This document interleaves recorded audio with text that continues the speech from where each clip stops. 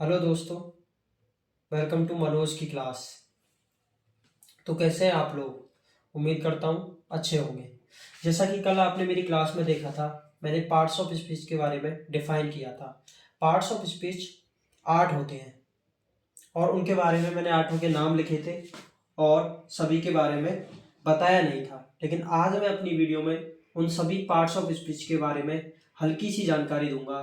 उसके बाद हम हर एक पार्ट्स ऑफ स्पीच को, नाउन को, प्रोनाउन को, एडजेक्टिव को, वर्ब को, एडवर्ब को, प्रीपोजिशन को, कंजक्शन को, इंटरजेक्शन को स्टेप बाय स्टेप सभी को डिफाइन करते हुए बताऊंगा। अभी कल की वीडियो में एक कमेंट आया था कि पार्ट्स ऑफ स्पीच 8 नहीं होते हैं, 9 होते हैं। किसी ने कहा था ये बात, लेकिन मैं आपको ये बात बता दूं, वो ओल्ड ट्रेडिशन ग्रामर में था जब पार्ट्स ऑफ स्पीच 9 होते थे, लेकिन आज पार्ट्स ऑफ स्पीच 8 हैं। मॉडर्न ग्रामर के अकॉर्डिंग पार्ट्स ऑफ स्पीच कितने? 8। वो कैसे, मैं बताता हूँ। पहले जो ओल्ड ग्रामर थी उसमें पार्ट्स ऑफ स्पीच में एक पार्ट्स ऑफ स्पीच आता था जिसका नाम था डिटरमिनर्स। क्या था? डिटरमिनर्स, या हम इसको कह सकते हैं आर्टिकल। लेकिन आपको मैं बताऊं, डिटरमिनर्स या आर्टिकल कोई पार्ट्स ऑफ स्पीच का हिस्सा नहीं है। ये खुद में ही एक अलग टॉपिक है। वो क्यों? उसके पीछे का कारण ये है क्योंकि नाउन क्या करता है, नाउन नेमिंग वर्ड्स के जितने भी नेमिंग वर्ड्स हैं उसको नाउन बोलते हैं। प्रोनाउन नाउन को रिप्लेस करने का काम करता है। वहीं एडजेक्टिव का काम क्या होता है कि वो नाउन को क्वालिफाई करता है। एडजेक्टिव वर्ड जितने भी होंगे वो क्या करेंगे? नाउन को क्वालिफाई करेंगे। तो ऐसे ही आर्टिकल है। आर्टिकल कहाँ लगता है? आर्टिकल आपने ग्रामर में जहां भी आर्टिकल लगा देखा होगा। कोई भी सेंटेंस पढ़ना अपनी बुक्स के अंदर या कहीं भी, तो आपने देखा होगा आर्टिकल कहाँ लगा होगा। आर्टिकल लगा होगा हमेशा नाउन से पहले। जैसे कैसे लगा होगा? दी ताजमहल। तो यहां ता क्या है? दा यहाँ आर्टिकल है। ता क्या है? आर्टिकल। और ताजमहल क्या है? यहाँ नाउन है।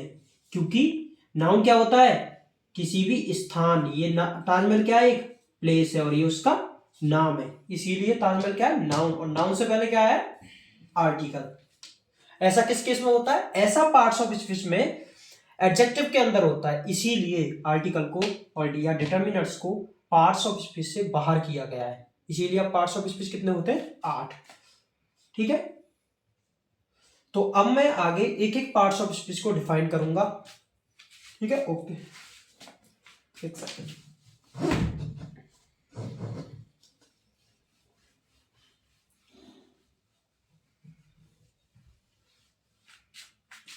जैसे कि पहला पार्ट्स ऑफ स्पीच कल मैंने बताया था, सभी को ध्यान होगा, नाउन। नाउन किसे कहते हैं? नाउन की जो डेफिनेशन है, सिंपली आप ऐसा समझ लो, आ नेमिंग वर्ड।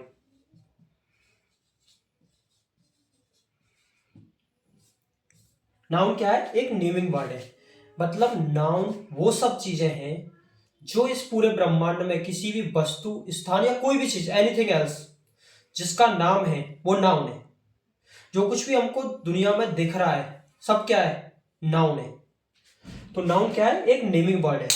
अब उसी के बाद सेकंड नंबर पे आता है प्रोनाउन। अब नाउन के एग्जांपल की यदि हम बात करें तो क्या होगा? जैसे राधा। राधा क्या है? नाम है किसका? एक लड़की का। जैसे टेबल। टेबल नाम है किसका? ये तो क्या हुआ? पर्सन। ये क्या हुआ? थिंग। और ऐसे ही यदि हम बात करें दहली, तो ये क्या है? एक प्लेस है। ये क्या है? एक प्लेस है, एक स्थान है। तो दहली भी क्या होगा? नाउन होगा। राधा भी क्या होगी? नाउन होगी। टेबल भी क्या होगा? नाउन होगा। हाँ, अब आगे नाउन में हम ये पढ़ेंगे कि ये नाउन तो है, लेकिन ये प्रॉपर नाउन है क्या? ये कॉमन नाउन है क्या?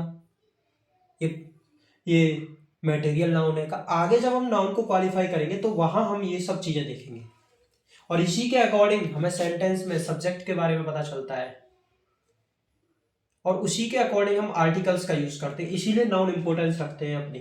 अब इसके बाद अब हम समझते हैं प्रोनाउन के बारे में। ठीक है, अभी सिंपली मैं डेफिनेशंस बता रहा हूं, आगे सबको क्वालिफाई करूंगा, सबको डिफाइन करूंगा अच्छी तरह। प्रोनाउन, प्रोनाउन क्या करता है? Replace a noun. नाउन को जो रिप्लेस का काम करेगा वो करेगा प्रोनाउन। मतलब नाउन की बार बार सेंटेंस में रिपीटेशन होगी तो सेंटेंस अच्छा नहीं लगेगा। जैसे मैं एक बात बताता हूं, जैसे राम मेरा विद्यार्थी है, राम मेरी कक्षा में आता है, राम बहुत अच्छा है, राम अनुशासन में रहता है, राम पूरी यूनिफॉर्म में आता है। तो मैं ऐसे ही बार बार राम बोलूंगा ना तो ये अच्छा नहीं लगेगा। लेकिन यही मैं ये बोलूं कि राम मेरा विद्यार्थी है, वह एक अच्छा लड़का है, वह अनुशासित है, तो यहाँ जो वह है यानी ही है, वह की अंग्रेजी क्या होगी? ही। तो ही किसको रिप्लेस करेगा? राम को रिप्लेस करेगा। जैसे Ram is a good boy, तो एक सेंटेंस है राम एक अच्छा लड़का है। ठीक है, अभी मैं यही कहता हूं कि राम इज माई स्टूडेंट,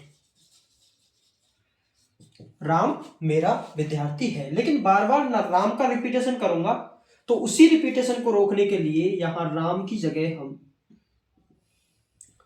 ही का यूज कर देंगे और वहां आ जाएगा ही इज माई स्टूडेंट। जैसे Ram is a good boy, Ram एक अच्छा लड़का है, ही इज माई स्टूडेंट, वह मेरा विद्यार्थी है। ठीक है, ये बात समझ में आई? ये क्या करता है? प्रोनाउन नाउन को रिप्लेस का करने का काम करता है। ठीक है, थर्ड वन,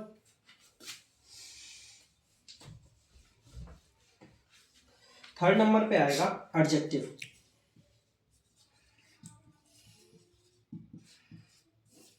एडजेक्टिव का क्या काम होता है?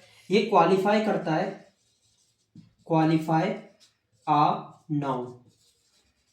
एडजेक्टिव क्या करता है? नाउन को क्वालिफाई करता है। जैसे अभी मैंने पिछले सेंटेंस में लिखा था Ram is a good boy. ठीक है, पिछला सेंटेंस ये था, तो मैंने कहा था राम क्या है? एक अच्छा लड़का है। तो ये राम क्या है? नाउन। ये बॉय क्या है? नाउन। ठीक है, अब ये जो गुड आया है ये किसके लिए आया है? गुड आया है बॉय के लिए। किसके लिए आया है? अच्छा लड़का, यानी लड़का कैसा है? गुड है। बॉय कैसा है? गुड है। तो ये गुड आया, ये क्या कर रहा है? बॉय को क्वालिफाई कर रहा है। क्या? गुड। इसीलिए यहाँ गुड क्या होगा? गुड होगा यहाँ एडजेक्टिव। गुड क्या होगा? एडजेक्टिव। तो एडजेक्टिव का काम क्या होता है? वो नाउन को क्वालिफाई करता है। ठीक है,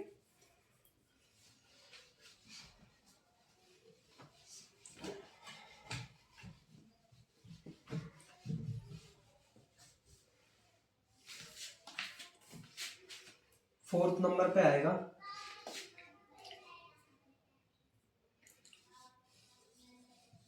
वर्ब। वर्ब क्या है? एक्शन वर्ड है। वर्ब क्या है? एक एक्शन वर्ड है। जितने भी सेंटेंस के अंदर कोई भी एक्शन प्ले होगा वो किसके द्वारा होगा? वर्ब के थ्रू। कोई भी ऐसा वर्ड जो किसी भी नाउन की किसी भी सेंटेंस के अंदर एक्शन को बताता है वो वर्ड क्या होगा? वो वर्ब होगा। वो क्या होगा? वर्ब होगा। कि जैसे Radha is singing a song. Radha एक गाना गा रही है, तो आपको पता है ये सब्जेक्ट है, ये क्या है? सॉन्ग, ये ऑब्जेक्ट है। तो यहाँ जो गाना गा रही है, क्या कर रही है?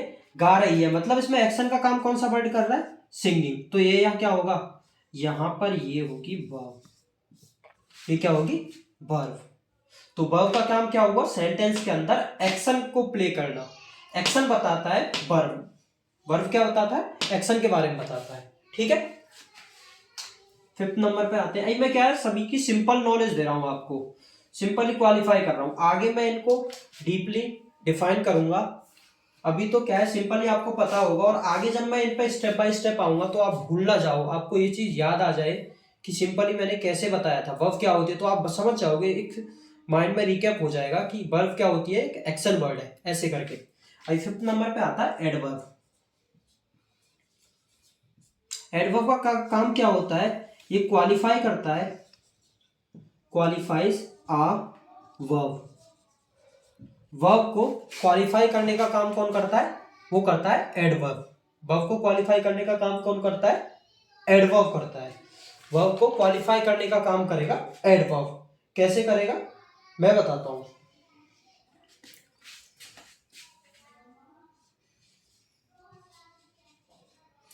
राम इज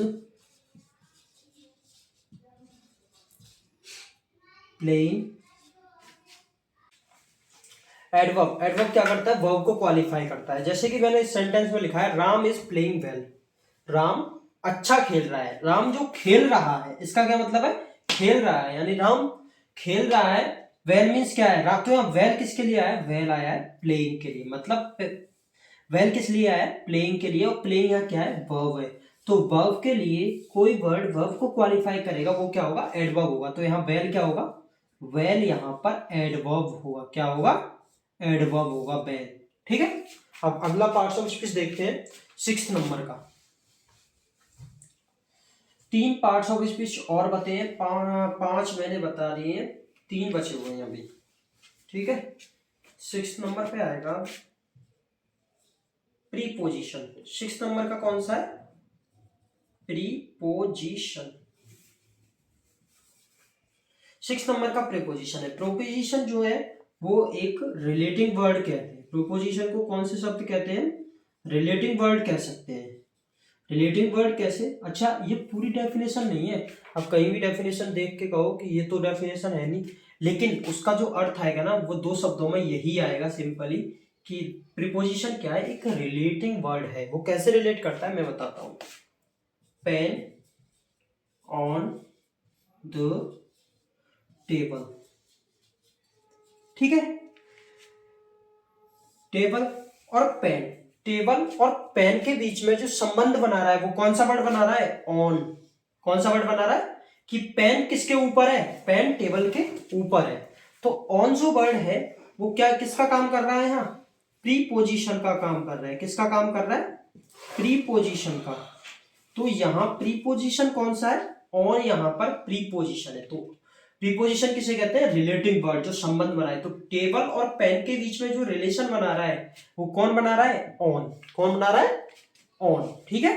अब उसके बाद आते हैं 6 नंबर पे। तो एग्जांपल रफ करना पड़ेगा थोड़ा सा मुझे।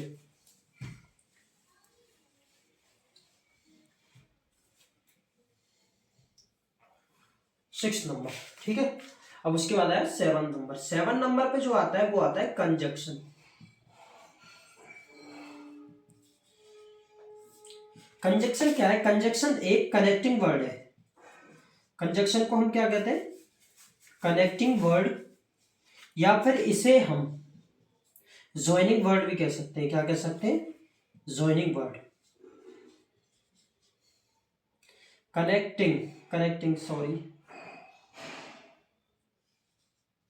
कनेक्टिंग वर्ड या ज्वाइनिंग वर्ड। मतलब दो चीजों को आपस में जोड़ने का, दो चीजों को आपस में कनेक्ट करने का काम किसका है? कंजक्शन का। वो वर्ड्स जो दो चीजों को आपस में जोड़ेंगे वो क्या कहलाएंगे? कंजक्शन कहलाएंगे। जैसे राम एंड श्याम, या फिर हम कह सकते हैं करण एंड अर्जुन। एक एग्जांपल है। अब ये मत सोचना कि यहां पर एंड ही होता है क्या कंजक्शन। कंजक्शन बहुत सारे होते हैं, लेकिन मैं एक सिंपल एग्जांपल जिससे आपको समझ में आ जाए जल्दी कि कंजक्शन किसे कहते हैं, इसीलिए मैंने ऐसे कहा। अच्छा, वो पिक्चर तो देखी हुई करण एंड अर्जुन वाली। तो वो दोनों भाई भाई थे।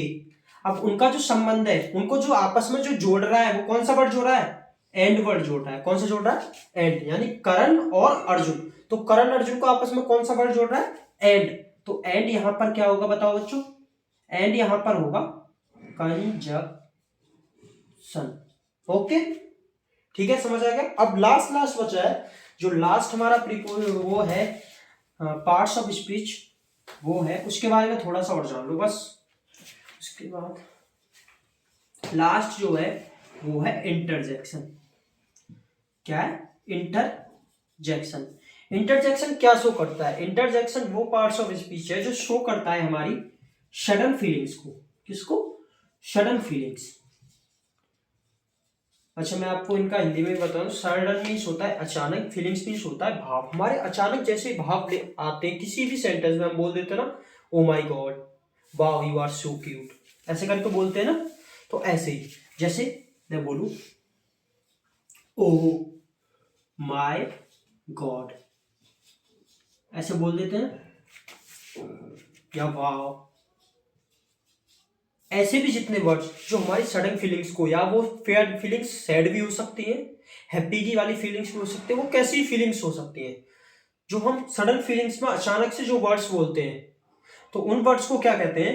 वो जो वर्ड्स हैं वो आते हैं इंटरजेक्शन के अंदर। किसके अंदर आते हैं? इंटरजेक्शन के अंदर। आज का सेशन मेरा यही समाप्त होता है, क्योंकि मैंने पार्ट्स ऑफ स्पीच 8 थे, 8 को डिफाइन किया है। और जिसको 90 पार्ट्स ऑफ स्पीच का डाउट था कि 9 पार्ट्स ऑफ स्पीच डिटर्मिनर्स या आर्टिकल होता है, उसको भी पूरी तरह डिफाइन कर दिया है। अब हम मिलते हैं कल अपने नेक्स्ट सेशन में। उम्मीद करता हूँ आपको मेरी पूरी बात समझ आई होगी। प्लीज़ सपोर्ट करें, और यदि मेरी वीडियो अच्छी लगी हो तो लाइक करें, और चैनल मनोज की क्लास को सब्सक्राइब करें, और जिन बच्चों को ज़रूरत है उनके लिए शेयर करें।